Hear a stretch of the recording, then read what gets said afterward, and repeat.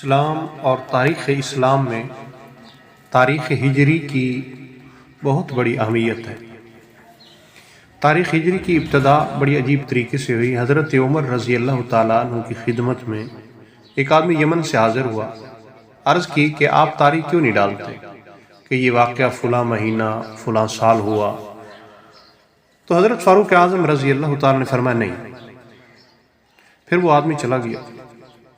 حضرت عمر رضی اللہ تعالیٰ عنہ خلوت گزین ہوئے تو دل و دماغ میں یہی خیالات بار بار آنے لگا کہ تاریخ ڈالنی چاہیے یا نہیں ڈالنی چاہیے، یہ روش تو اچھی ہے۔ بہرحال حضرت عمر رضی اللہ تعالیٰ عنہ کا دل مطمئن ہو گیا،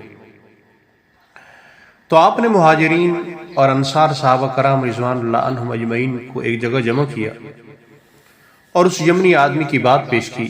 وہ یمنی آدمی آیا تھا اور اس نے یہ کہا کہ آپ تاریخ کیوں نہیں ڈالتے کہ یہ واقعہ فلاں مہینہ فلاں سال ہوا، تو آپ اس بارے میں کیا کہتے ہیں؟ پھر ان سے ایک سوال کیا کہ تاریخ کا آغاز کہاں سے ہونا چاہیے؟ تو صحابہ کرام رضوان اللہ عنہم اجمعین وہاں بیٹھی مجلس میں ایک طویل خاموشی چھا گئی۔ کہیں سے ہلکی سی آواز آئی کہ رسول اللہ صلی اللہ تعالیٰ علیہ وآلہ آلہ وصحبہ وسلم کی وفات سے آغاز ہونا چاہیے۔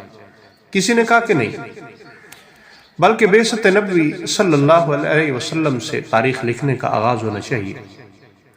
اتنے میں عظیم القدر جلیل القدر صحابی حضرت علی المرتضیٰ رضی اللہ تعالیٰ عنہ کی آواز بلند ہوئی کہ ہمیں تاریخ لکھنے کا آغاز اس وقت سے کرنا چاہیے جس وقت رسول اللہ صلی اللہ تعالیٰ علیہ وسلم شرک کی سرزمین سے نکلے، یعنی جس دن ہجرت فرمائی۔